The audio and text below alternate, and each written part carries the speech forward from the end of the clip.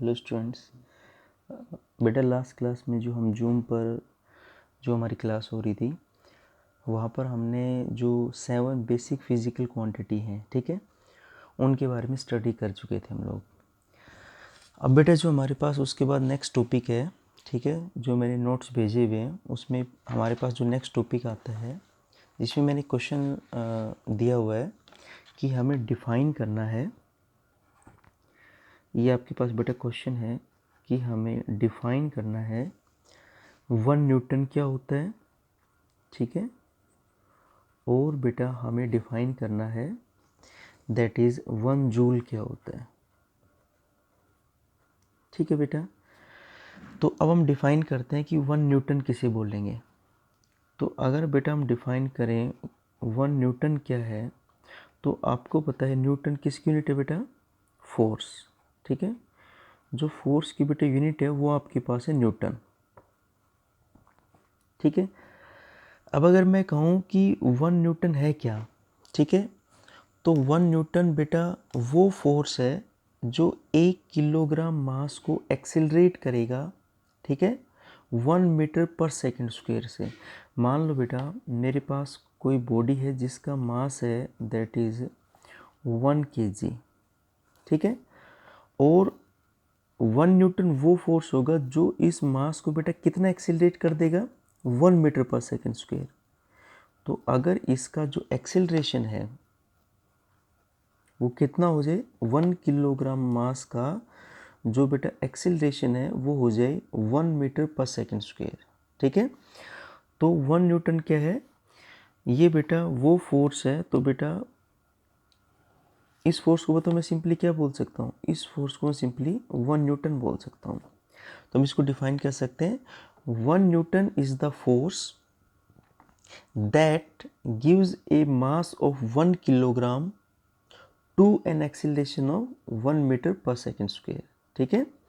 तो आपके पास 1 न्यूटन वो फोर्स है जो 1 किलोग्राम मास को एक्सीलरेट करेगा 1 मीटर पर सेकेंड स्क्वायर से, ठीक है बेटा। नेक्स्ट हमारे पास जो बेटा टर्म आती है दैट इज 1 जूल। तो अब हमें डिफाइन करना है 1 जूल को। आपको पता है कि जूल किसकी यूनिट है बेटा, एनर्जी। बेटा एनर्जी की जो यूनिट है ना वो आपके पास है जूल, ठीक है। अब देखो अगर हम डिफाइन करना चाहें 1 जूल क्या है, तो मान लो बेटा हमारे पास एक फोर्स है 1 न्यूटन, ठीक है।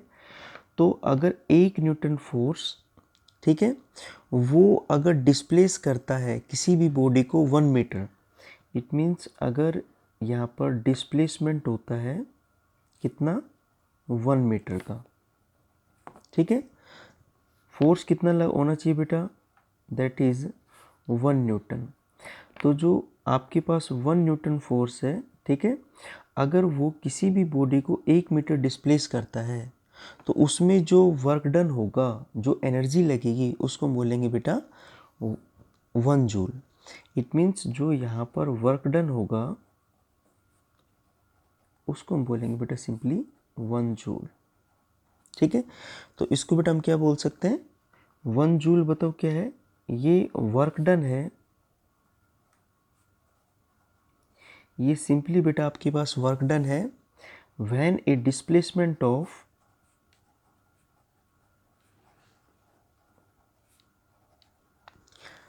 1 metre takes place by a force of 1 Newton, by a force of 1 Newton, ठीक है।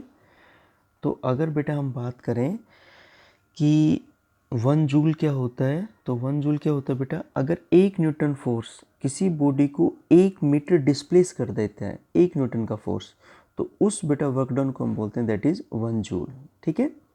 क्योंकि बेटा अगर हम कहें वर्क डन, तो बेटा वर्क डन क्या होगा, that is force into displacement, force into displacement, ठीक है। तो फोर्स बेटा आपके पास कितना हो गया, 1 न्यूटन, बेटा डिस्प्लेसमेंट कितना हो गया, 1 मीटर। तो बताओ आपके पास जो वर्क डन होगा दैट इज़ 1 न्यूटन मीटर या फिर 1 जूल, ठीक है बेटा। नेक्स्ट बेटा जो हमारे पास टॉपिक आ रहा है वो आ रहा है बेटा टेम्परेचर, मेजरमेंट ऑफ टेम्परेचर। पहले तो आप ये समझो कि टेम्परेचर क्या है, ठीक है। टेम्परेचर सिंपली क्या होता है, डिग्री ऑफ हॉटनेस और डिग्री ऑफ कोल्डनेस। कोई चीज़, ठीक है ना, कितनी ज़्यादा ठंडी है, कितनी ज़्यादा गर्म है। या फिर हम ये कह सकते हैं कि जो टेम्परेचर है वो रिप्रेजेंट करता है किसी भी बॉडी के अंदर हीट एनर्जी, ठीक है। तो बेटा हम क्या कह सकते हैं, टेम्परेचर जनरली रिप्रेजेंट करता है heat energy associated with body, ठीक है। किसी भी बॉडी के साथ कितनी हीट एनर्जी प्रेजेंट है उसको हम बोलते हैं बेटा टेम्परेचर, ठीक है। अब बेटा टेम्परेचर मेज़र करने के जनरली हमारे पास 3 स्केल हैं, ठीक है। और वो बेटा आपके पास जो स्केल है वो आपके पास बेटा ये है। पहला बेटा आपके पास जो स्केल है दैट इज़ डिग्री सेल्सियस, ठीक है। दूसरा बेटा आपके पास जो स्केल है दैट इज़ डिग्री फ़ारेनहाइट,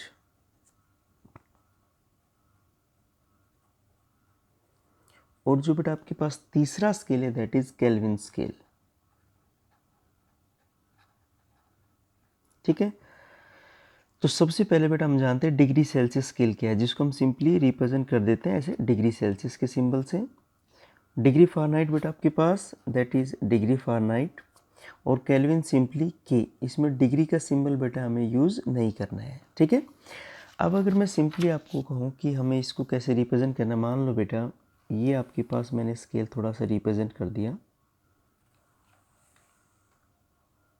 ठीक है। ये मान लो बेटा इसमें मार्किंग लगी है। सबसे पहले मैं डिस्कस कर लेता हूँ आपके पास that is degree Celsius scale, ठीक है, डिग्री सेल्सियस स्केल। तो अगर हम बेटा यहाँ पर बात करें जो हमारे पास फ्रीजिंग पॉइंट होता है वाटर का, तो बेटा डिग्री सेल्सियस स्केल में वाटर का फ्रीजिंग पॉइंट कितना होगा बेटा, दैट इज़ 0 डिग्री सेल्सियस, ठीक है।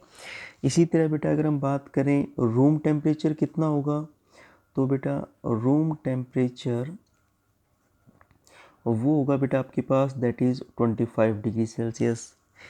और बेटा डिग्री सेल्सियस स्केल के अंदर जो हमारा बॉडी टेम्परेचर होता है, ठीक है ना, ह्यूमन बॉडी टेम्परेचर, वो बेटा आपके पास कितना होता है 37 डिग्री सेल्सियस।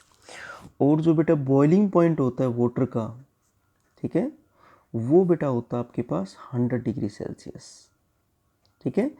तो डिग्री सेल्सियस स्केल में वाटर का freezing point 0 degree Celsius, room temperature 25 degree Celsius, body temperature 37 degree Celsius, और बेटा वाटर का बॉइलिंग पॉइंट 100 डिग्री सेल्सियस।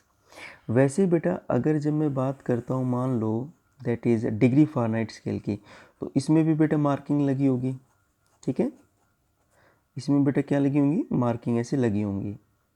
तो डिग्री फ़ारेनहाइट में बेटा जो आपके पास फ्रीजिंग पॉइंट होता है वाटर का, ठीक है, वो बेटा आपके पास होता है 32 डिग्री फ़ारेनहाइट। इसी तरह बेटा अगर हम बात करेंगे रूम टेम्परेचर, तो बेटा डिग्री फ़ारेनहाइट में रूम टेम्परेचर बेटा रहेगा 77 डिग्री फ़ारेनहाइट। और बेटा अगर हम बॉडी टेम्परेचर की बात करेंगे दैट इज़ बॉडी टेम्परेचर, वो बेटा आपके पास रहेगा दैट इज़ 98.6 डिग्री फ़ारेनहाइट। और इसी तरह बेटा अगर हम बात करेंगे बॉइलिंग पॉइंट वाटर का, तो बेटा डिग्री फ़ारेनहाइट के अंदर जो बॉइलिंग पॉइंट रहेगा दैट इज़ 212 डिग्री फ़ारेनहाइट, ठीक है। इसी तरह बेटा आपके पास केल्विन स्केल है, ठीक है ना। मान लो बेटा ये केल्विन स्केल हमारे पास, इसमें भी आपके पास मार्किंग मिलेंगे आपको, ठीक है। तो बेटा अगर हम केल्विन स्केल में बात करें तो यहाँ पर जो हमारे पास फ्रीजिंग पॉइंट रहेगा वाटर का, वो बेटा आपके पास होगा 273 केल्विन। अगर बेटा हम रूम टेम्परेचर की बात करते हैं, ठीक है ना, केल्विन स्केल के अंदर बेटा जो रूम टेम्परेचर है दैट इज़ 298 केल्विन। और बेटा अगर हम बात करते हैं यहाँ पर जो हमारा बॉडी टेम्परेचर है वो बेटा हो जाएगा 310 केल्विन बॉडी टेम्परेचर, ठीक है, 310 केल्विन। और जो बेटा वाटर का बॉइलिंग पॉइंट है वो बेटा हो जाएगा आपके पास 373 केल्विन, ठीक है। तो ये आपके पास डिग्री फ़ारेनहाइट स्केल है, ये बेटा आपके पास डिग्री सेल्सियस स्केल है, ये डिग्री फ़ारेनहाइट स्केल है, और ये बेटा जो आपके पास स्केल है दैट इज़ केल्विन स्केल। अगर मैं देखूँ फ्रीजिंग पॉइंट और बॉइलिंग पॉइंट, तो ये जो आपका स्केल है ये 100 पार्ट्स में डिवाइडेड है, ठीक है। इट मीन्स ये 100 पार्ट्स में बेटा डिवाइडेड है। इसी तरह बेटा जो आपके पास डिग्री फ़ारेनहाइट स्केल है वो फ्रीजिंग पॉइंट कितना है 32 से स्टार्ट हो रहा है और बॉइलिंग पॉइंट 212। तो बेटा आप 212 माइनस 32, ठीक है, तो ये 180 पार्ट्स में डिवाइडेड है, ठीक है, 180 डिवीजन में डिवाइडेड है। और इसी तरह बेटा जो केल्विन स्केल है, ठीक है ना, ये बेटा आपके पास 273 फ्रीजिंग पॉइंट और बॉइलिंग पॉइंट है 373, ये बेटा आपके पास 100 पार्ट्स में डिवाइडेड है, ठीक है। अब बेटा अगर हम बात करें, सबसे पहले मैं आपको दो इम्पोर्टेंट टर्म बता देता हूँ, फ्रीजिंग पॉइंट क्या है, बॉइलिंग पॉइंट क्या है, ठीक है। तो सबसे पहले आप ये देखो बॉइलिंग पॉइंट होता क्या है, क्योंकि अभी तक आप सिंपली ये समझते हो कि जिस टेम्परेचर पर कोई लिक्विड बॉयल करना स्टार्ट कर दे वो बॉइलिंग पॉइंट है, ठीक है। एक्चुअली में बॉइलिंग पॉइंट की डेफिनेशन ये है बेटा, किसी भी लिक्विड का, मान लो बेटा हमारे पास कोई भी लिक्विड है, ठीक है, हम इसको हीट कर रहे हैं इस लिक्विड को। अब आपको पता है जब आप इस लिक्विड को हीट करोगे ये वेपर में कन्वर्ट होगा, ठीक है। और आपको पता है हमारे एटमॉस्फेयर में नंबर ऑफ गैसेस हैं, ठीक है ना। तो मान लो ये बेटा हमारे पास एटमॉस्फेयर है, और ये जो एटमॉस्फेयर में बेटा इसमें नंबर ऑफ गैसेस हैं। तो ये जो गैसेस हैं एटमॉस्फेयर के अंदर, ये अर्थ के सरफेस पर जो प्रेशर डालते हैं उसको बेटा हम सिंपली क्या बोलते हैं बताओ, एटमॉस्फेरिक प्रेशर बोलते हैं उसको हम simply, that is atmospheric pressure, the pressure exerted by the gases over the earth surface. हमारे एटमॉस्फेयर में जो गैसेस प्रेजेंट हैं, जो वो अर्थ के सरफेस पर, ठीक है ना, जो प्रेशर डालती हैं उसको हम बोलते हैं एटमॉस्फेरिक प्रेशर। अब जैसे मैं अगर कहूँ वाटर का बॉइलिंग पॉइंट मान लो 100 डिग्री सेल्सियस है, ठीक है, तो आपको ये पता है कि 100 डिग्री पे आपका वाटर बॉईल होगा। इसका मतलब क्या है भाई, जब आप इस लिक्विड को हीट करोगे तो ये लिक्विड अपने वेपर्स में कन्वर्ट होगा, ठीक है ना। कोई लिक्विड बॉईल करना कब स्टार्ट करता है, जब आपके लिक्विड का वेपर प्रेशर किसके बेटा बराबर हो जाएगा, एटमॉस्फेरिक प्रेशर के बराबर हो जाएगा। इट मीन्स बेटा कोई लिक्विड बॉईल करना तभी स्टार्ट करेगा जब वेपर प्रेशर ऑफ लिक्विड, बताओ किसके बराबर हो जाएगा बेटा, एटमॉस्फेरिक प्रेशर के बराबर हो जाएगा, ठीक है ना, एटमॉस्फेरिक प्रेशर के बराबर हो जाएगा, तभी आपका लिक्विड बॉईल करना स्टार्ट करेगा। तो आप ये समझो कि अगर वाटर का बॉइलिंग पॉइंट 100 डिग्री सेल्सियस है, वो तब है जब हम एटमॉस्फेरिक प्रेशर कितना मानते हैं, 1 एटीएम, 1 एटमॉस्फेयर। अगर आप इसको कम करोगे तो आपका लिक्विड जल्दी बॉईल होना स्टार्ट हो जाएगा। जैसे बेटा हमें पता है जब हम हिली एरिया में जाते हैं, ठीक है ना, तो हिली एरिया में जैसे जैसे आप, मतलब कहने का मतलब है जब आप अर्थ से ऊपर की तरफ जाओगे, अर्थ से किसी हाइट के ऊपर जाओगे, ठीक है ना, किसी हिल के ऊपर जाओगे, तो बेटा एटमॉस्फेरिक प्रेशर लगातार कम होते रहता है, ठीक है। मान लो बेटा हिली एरिया पे एटमॉस्फेरिक प्रेशर हो गया 0.8 एटीएम, ठीक है। तो सिंपल सी बात है, यहाँ पर जो आपका लिक्विड है वो जल्दी बॉईल करना स्टार्ट कर देगा, ठीक है। क्यों, क्योंकि आप लिक्विड को हीट कर रहे हो, ठीक है।